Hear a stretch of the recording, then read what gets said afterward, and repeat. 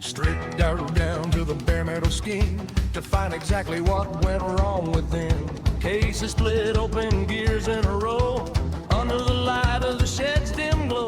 Measuring the bolt that fell in the pan, a tiny little hitch in the master plan. 5 millimeters wide, 35 long, the piece of the puzzle where it doesn't belong.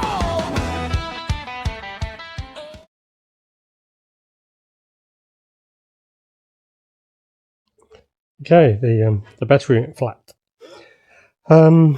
Yeah, so the motorbike comes up, rolls over this, and then it's locked in this part here. I'm going to bolt these through underneath so they can't move, and then once the bike's in there, I can then strap it down to whatever I need, and be able to work on it.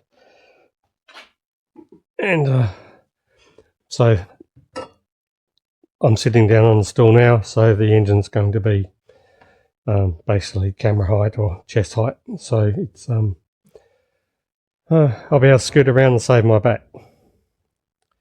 Okay, that's all for tonight. I'll come and do this tomorrow. It's getting late. Yeah, I'll do this later.